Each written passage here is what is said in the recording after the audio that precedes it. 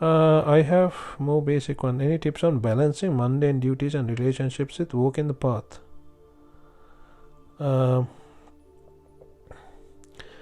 relatively new to the path and I have been recently neglecting mundane part as practice appears much more important in the short term I have. There is an answer to that as well. There's a sentence saying, I think before enlightenment, fetch water, chop wood. After enlightenment, fetch water, chop wood. Only difference is I can't add more. To be honest with you, that's it really. So you don't stop what you're doing. Right? What happened is, yes, this happens to everyone. When you first understand Dhamma, when you first comprehend the Dhamma, what happens is you want to stop everything. You want to become a monk. You want to get away from the world. Where are you trying to get away to? Where can you go? You can't go anywhere because you'll still be in the world, right? So you still have to eat. You still have to do your day-to-day stuff. And you can't just walk away from everything like that. It's to do with the attachment. End of the day, it's to do with raga, dvesha, moha. That is what you need to understand. So you need to focus and keep raga, dvesha, moha away. Nothing else. Not the duties and relationships. Relationships can have problems. I'm not saying it's going to be perfect, right? Because they expect things back from you and you're not happy to give the same way. But in terms of relationships, have a relationship, do it as a duty. Not as a, it's my, not in that manner. It's my wife, it's my children. It's not that way, but you have to do it because it's a duty. Now, it has a, you have come this far. You can't just stop everything and switch off. That doesn't work like that. Then what happens is, say for example, you gave a lot of hopes, right? When you marry someone, you said, okay, if you're married, right, if you say, okay, this is what we are going to do this, and then we are going to do this, and we're going to have children, and we're going to build a house, we're going to go there, blah blah blah. You had a lot of plans. All of a sudden you listened to Dhamma, and now you're saying, oh sorry, I can't do any of this. I have changed my mind. So what will happen then? That the other person will create a hatred, can even create a hatred towards you. What kind of a liar is this? He said these kind of things. Now all of a sudden he's changed his mind just because of this something he has listened to. Now he's saying you can't do that. So it's not going to help you if you do it that way, because people will disturb you, they will curse you. These curses will have an effect on your path as well. So what you can do in that, when you get to that, is you have to do more and more loving and kindness. You have to spread loving and kindness, the noble loving and kindness, and slowly try to give them the Dhamma as well. That's one thing you can do. If everyone understood, it becomes easier. Then everyone wants the same, they have the same desire. Everyone will want to walk the path then it will make it easier. If only one wants to walk the path, I know people, they struggle to meditate. You can understand things better the better you understand Dhamma, when you realize that getting into relationships are related to your own gati and ideas to fulfill certain cravings. Persons you are looking after need to look a certain way, do an act in a if it's not happening, result in conflict. Dhamma answers everything in more you understand it. So your perception and everything happening in the world. We're doing things without really seeing how things are. Moha, yeah. So that's true. So the more you listen to it, I think you will understand more and more how to tackle this. But don't neglect anything. You might feel like, oh, this is the only thing I should be doing, right? But if you try to do that, you will have a lot of problems. Initially, you will have a lot of problems anyway, right? So what you can do is do more and more loving and kindness meditation. Try to spread the loving and kindness, and then slowly it will calm down. And then after a little while, try to give Dhamma to others. If they are rejecting, don't try to push. Just try other techniques to give them the Dhamma, right? Don't talk about Dhamma as if you're talking about Dhamma. Talk about Dhamma in normal sense. When you're talking about real things, just talk about this is what is going to happen. How many films have you watched?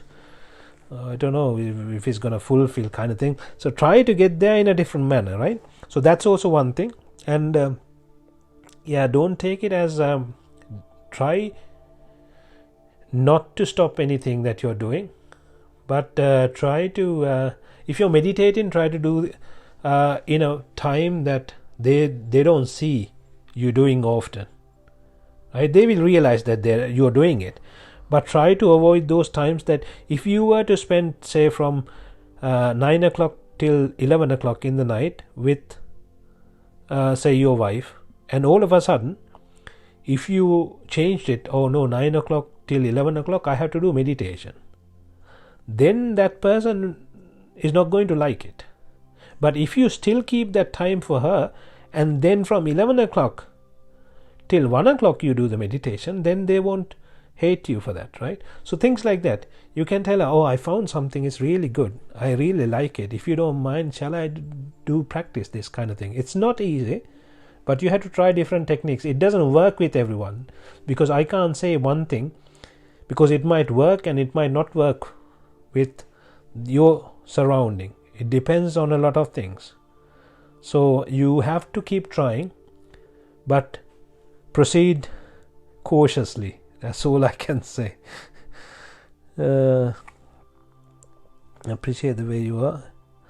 Yeah, that is very good. Yes, if people cannot appreciate the mind, expect some bad things to do on their mind. Buddha explained types of women which associate with religion, with someone could translate that sutra properly. Thought that monkhood would bring a lot more time to meditate, contemplate lay life. Since it's short, we don't have much time. Well, if you are thinking of becoming a monk, I can't say don't, right? I'm not in a position to do that, right? That's up to you.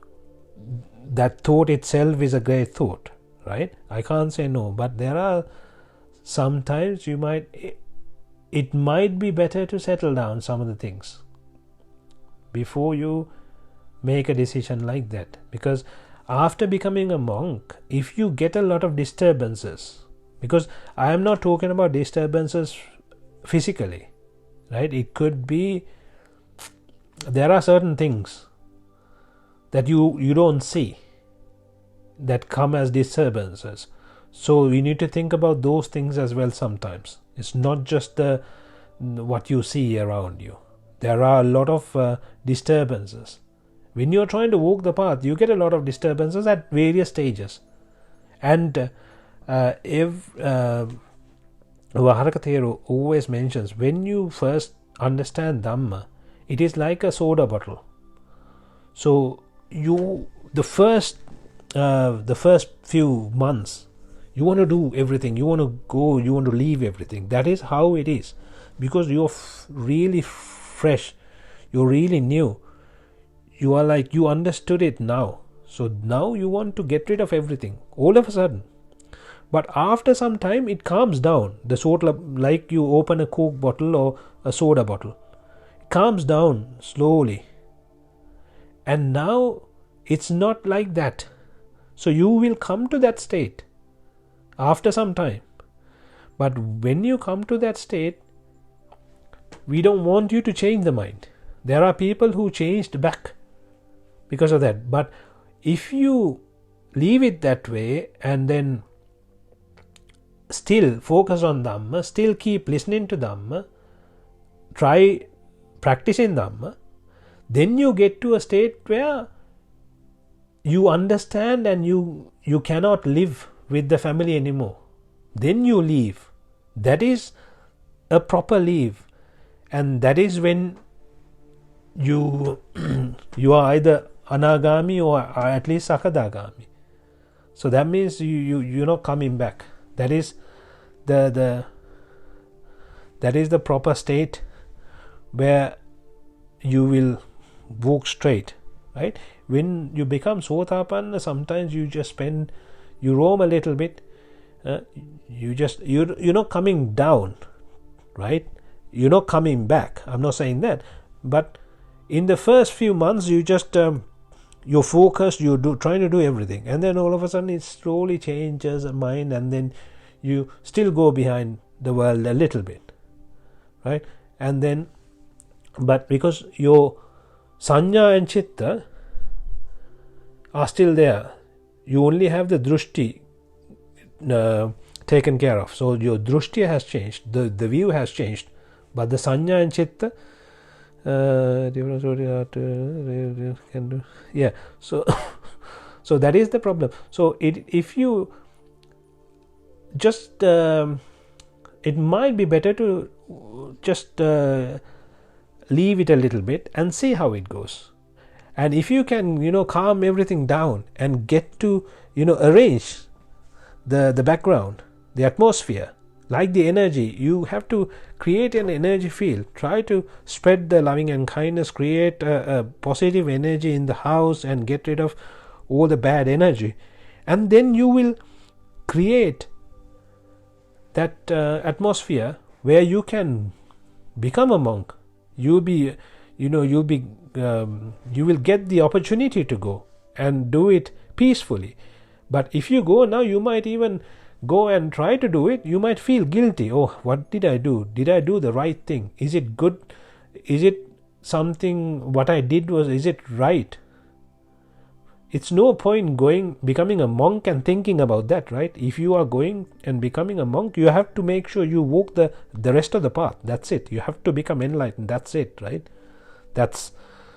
If I was to become a monk, that's it. I am sacrificing a lot of things to become a monk. So I'm not going to leave anything. I'm not going to stay there, roam around. But if I go there, I will focus on it and get everything done. So if someone was to go there, I don't know, so I can't tell. But if you think, yes, I can do it, I will finish this, then I say sadhu sadhu, and I think it's a good thing to do. But there are certain I know a lot of people, including my daughter. She wanted to go become a monk too, but we said just see how it goes. Try to understand more and more Dhamma, because the objective should be to become enlightened. It's not to do with whether you become a monk or not. It's whether you attain enlightenment or not. So you can go to a certain level by being in the lay, by being in the with the world, because you can test yourself more when you're in a house. You get angry more when you're in a house. If you go to a temple, if you go to a forest, you don't even know. How can you test yourself? How do you know whether you get angry? But if you're living with your family, they always annoy you, right? So you can test. Do I get annoyed? Do I get angry? Oh, she's giving me a test now. Let me see if I can pass this test. You might fail a lot of times, but then you get used to it. You can take it. There are certain good things as well, right? It's not always bad. It doesn't. It's up to you. End of the day, it's up to you. But you can do it by living in a household. You can. It's to do with the mind. That's why you can do it, right? Every time you need to be watching your mind, nothing else. Keep actually calm, clean, pure their life may be actually better for most people, more conductive for Dhamma. Becoming a monk, you need to be certain way inside. Certain way does not come from the simple desire. Yeah, because you don't want to go and come back. That's one thing. So it's a very good idea, but think about it. Try to walk as long as you can. Then you think, okay, this is it. I cannot do it, I want to do it this way, then fair enough, I think. Okay. Any other questions? Or is that enough, or do you want anything else? I think that's all I can say about it, to be honest. That's all I know.